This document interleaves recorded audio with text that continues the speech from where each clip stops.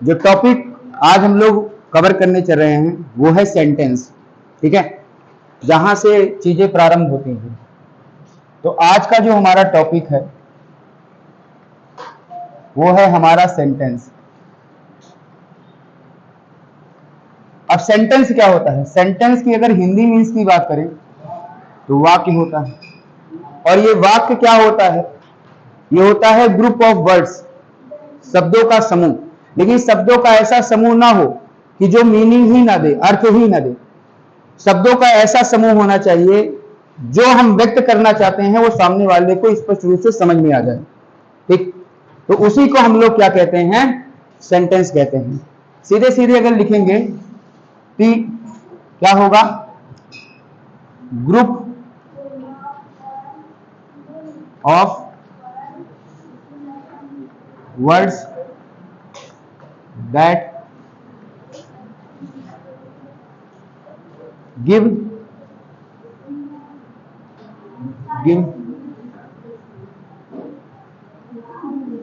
Meaningful sense.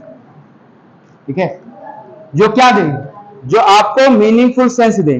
ठीक है, यानी कि भाव ऐसा दे जिसका अर्थ निकल के आए, उन्हीं को हम लोग क्या कहते हैं? सेंटेंस कहते हैं, ग्रुप ऑफ वर्ड कहते हैं। जैसे एग्जाम्पल की बात करें, यहां पर लिखा गया I am good student. I am good student, मैं एक अच्छा विद्यार्थी हूं। अब ये क्या है?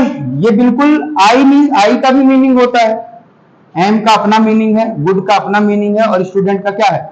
अपना मीनिंग है। और इसके साथ साथ सब मीनिंगफुल वर्ड हैं, लेकिन इस मीनिंग का ऑर्डर क्या है? बिल्कुल एकदम करेक्ट है। अगर इसी को हम इस तरह लिखते, एम लिखते पहले, गुड लिखते बाद में, और फिर स्टूडेंट लिखते स्टूडेंट, और फिर आई लिखते, फुल स्टॉप लगाते, तो क्या ये कोई हमको मीनिंगफुल सेंस देता? कोई ऐसा भाव बताता जिसका अर्थ स्पष्ट रूप से निकल आए? नहीं। तो इसीलिए इसको हम सेंटेंस नहीं कहते। हमारा जो करेक्ट फॉर्म होगा सेंटेंस का वो होता है। अब ये तो हमने जाना सेंटेंस। अब इस सेंटेंस के अंदर हमको पढ़ना क्या है? पहली तो दो चीजें होती हैं। सेंटेंस को क्लासिफाई करें, वर्गीकरण करें तो दो तरीके से होते हैं। एक पहला आपका होता है पार्ट्स ऑफ सेंटेंस। ठीक है, पार्ट्स ऑफ सेंटेंस। और दूसरा आपका होता है काइंड्स ऑफ सेंटेंस। ठीक है, काइंड्स ऑफ सेंटेंस, दो चीजें हैं। पहला तो आपका है पार्ट्स ऑफ सेंटेंस, और दूसरा क्या है आपका? Kinds of sentence. Parts of sentence का मतलब हो गया कि वाक्य के अंग जो हो, और काइंड्स ऑफ सेंटेंस का मतलब हो गया सेंटेंस के प्रकार जो हो। अगर पार्ट्स ऑफ सेंटेंस की बात करें तो there are two parts of sentence. Sentence के कितने पार्ट होते हैं? दो। कौन से? एक आपका होता है सब्जेक्ट, और एक आपका होता है प्रेडिकेट। ठीक है, और अगर काइंड्स ऑफ सेंटेंस की बात करें तो 5 होते हैं। ठीक, कितने होते हैं? 5। पहला आपका जो होता है उसको हम लोग कहते हैं असर्टिव सेंटेंस। क्या कहते हैं? Assertive sentence. दूसरा आपका जो होता है वो आपका है इंट्रोगेटिव सेंटेंस। Interrogative sentence. ठीक है, तीसरा आपका जो होता है वो होता है इंपरेटिव सेंटेंस।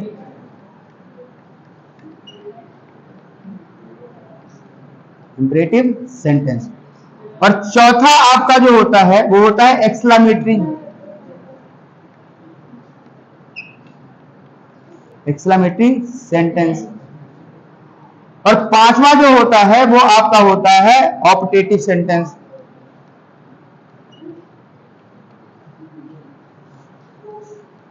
Optative sentence. लेकिन अगर हाई स्कूल के अकॉर्डिंग बात करें तो हाई स्कूल के अकॉर्डिंग हमको केवल 4 को ही पढ़ना है, क्लास 10th के अकॉर्डिंग। वो कौन से? ये। हमको ऑप्टेटिव सेंटेंस नहीं पढ़ना है। ठीक, लेकिन हम जान लेंगे तो हमने सबसे पहले क्या जाना, सेंटेंस जाना। सेंटेंस क्या होता है, ग्रुप ऑफ वर्ड्स होता है दैट गिव मीनिंगफुल सेंस, जो क्या करता है, एक भावपूर्ण अर्थ देता है। दूसरा क्या है, फिर हमने एग्जांपल देखा, आई एम गुड स्टूडेंट, जो कि करेक्ट फॉर्म में है, और दूसरा जो है वो इनकरेक्ट फॉर्म में है। तीसरा आपका क्या है, हमने कौन सा टॉपिक जाना, हमने जाना जब सेंटेंस को क्लासिफाई किए, तो सेंटेंस का जो क्लासिफाई है दो है। पहला है पार्ट्स ऑफ सेंटेंस और दूसरा है काइंड्स ऑफ सेंटेंस, ठीक है।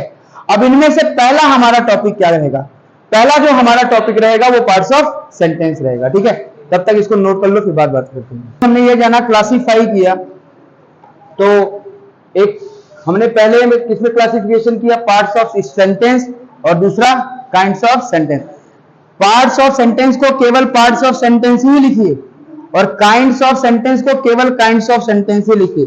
Kinds of sentence parts of sentence नहीं हो सकता है और parts of sentence kind of sentence नहीं हो सकता है, ठीक है। अब कैसे, ध्यान समझो। अब हम बात कर रहे हैं पार्ट्स ऑफ सेंटेंस की, किसकी बात कर रहे हैं, तो पार्ट्स ऑफ सेंटेंस दो होते हैं, there are two parts of sentence,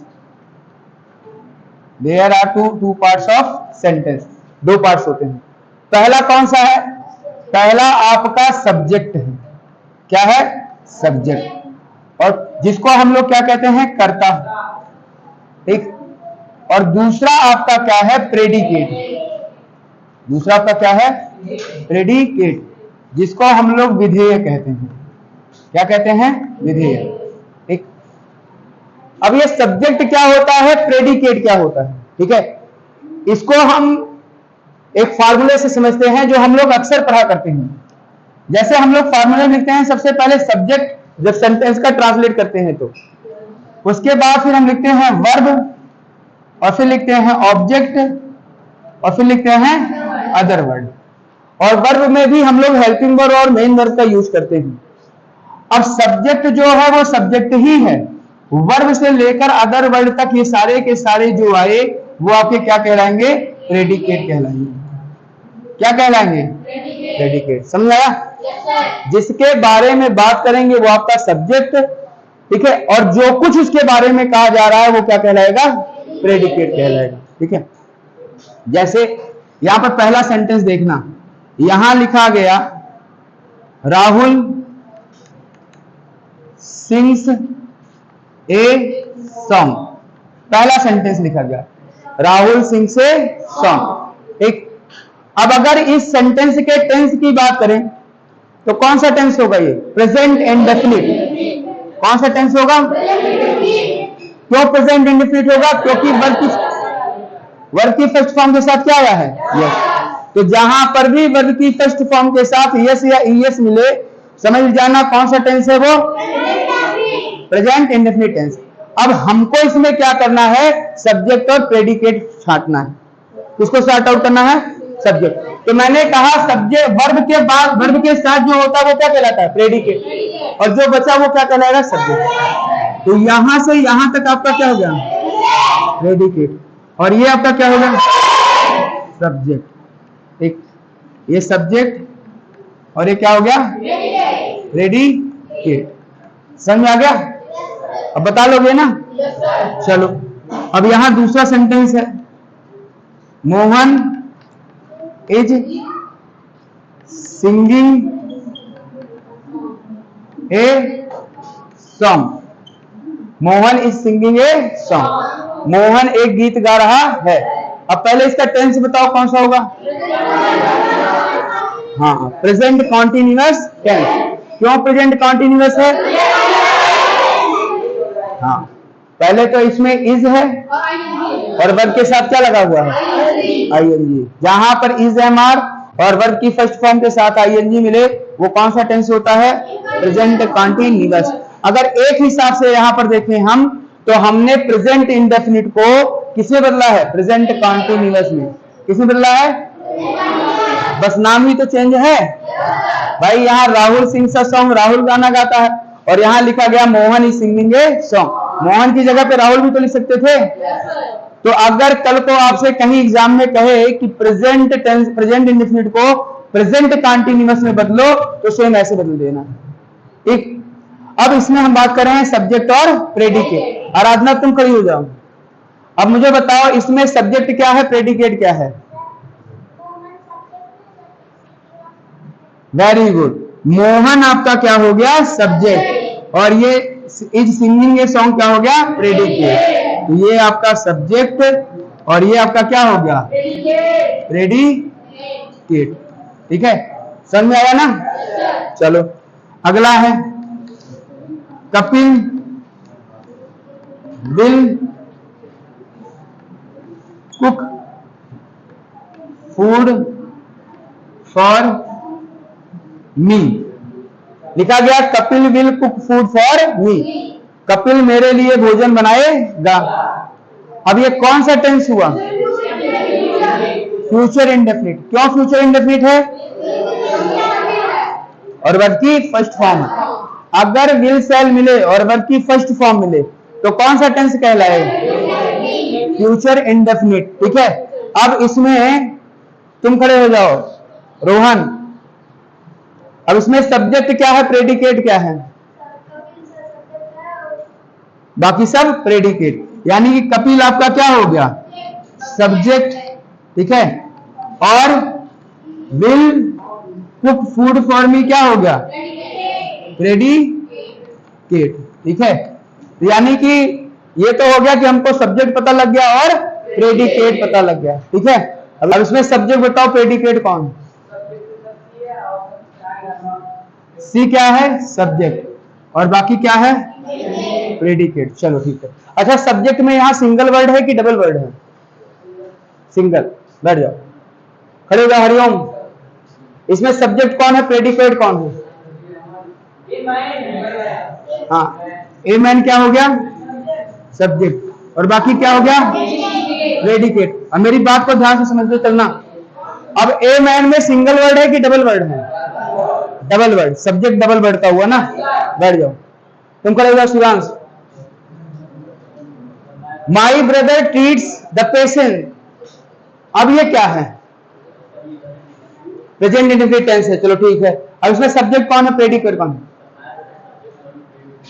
my brother जो हो गया वो आपका सब्जेक्ट, और ये ट्रीट्स पेशेंट ये क्या हो गया?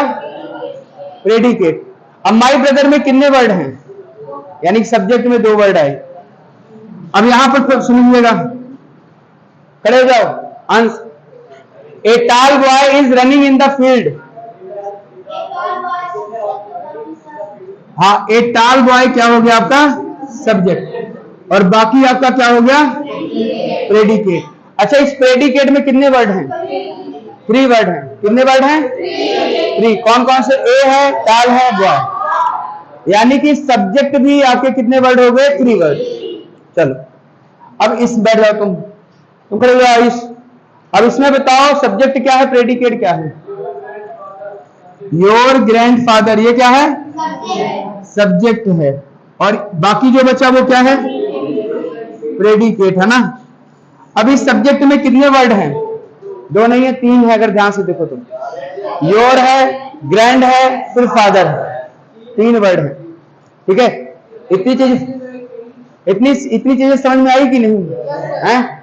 अच्छा, एक चीज तो इसमें से समझ में आ गया कि सब्जेक्ट जो है वो सिंगल वर्ड से नहीं बनता है।